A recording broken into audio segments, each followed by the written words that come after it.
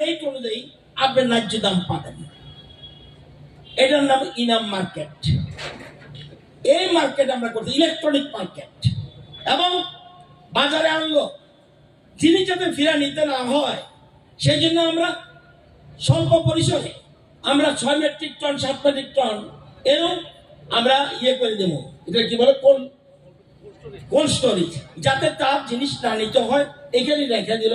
Intermediate marketing আরম্ভ করে দিল। অনলাইনে আমরা কমিটি সব হইব। এই নতুন কমিটির মাধ্যমে এই হলো মার্কেটের মূল কথা। অর্থাৎ আসল কথা যে কৃষক যেন তার ন্যায্য মূল্য পায়। আপনারা জানেন ত্রিপুরা রাজ্যে 554টা কৃষি বাজার রয়েছে। ত্রিপুরা রাজ্যে 554টা কৃষি বাজার রয়েছে এবং হোলসেল মার্কেট 84টা।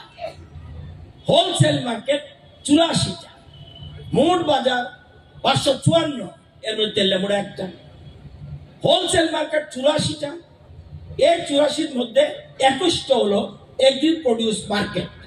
সবগুলি এগ্রি প্রডিউস মার্কেট না, এই 84-এর মধ্যে 21টা হচ্ছে এগ্রি প্রডিউস মার্কেট, আর বাকি মার্কেট হলো প্রাইমারি মার্কেট বা গ্রামীণ বাজার বলতে পারেন। টোটাল 554। এই বাজারগুলিকে ডেভেলপ করার জন্য আমাদের সরকার, রাজ্য সরকার এবং কেন্দ্রীয় সরকার আমরা সবসময় চেষ্টা করছি। প্রথমে আমরা ধরছি 21টা এগ্রি প্রডিউস মার্কেট মেইনলি, এবং প্রথম ধাপে আমরা 7টা মার্কেট ধরে ফেলেছি।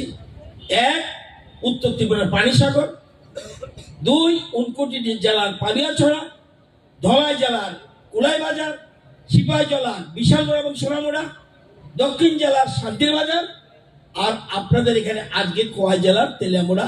এই কৃষি নিয়ন্ত্রিত বাজার, 7টি বাজারকে আমরা অলরেডি ইলেকট্রনিক প্ল্যাটফর্ম ব্যবস্থাপনায় আওতায় আমরা আনতে যাচ্ছি। সম্মানিত অতিথি হিসেবে যিনি রয়েছেন ত্রিপুরা সরকারের মুখ্য সচেতক তথা তেলিয়ামুড়া জনপ্রিয় জননেত্রী শ্রীমতী কল্যাণী সাহা রায় মহোদয়া সহ মঞ্চ উপবিষ্ট সকল অতিথিদের, এবং অনুরোধ করবো আমাদের অতিথির জন্য এই ফলক উন্মোচনের একটু জায়গাটা একটু ফাঁকা করে দেবেন।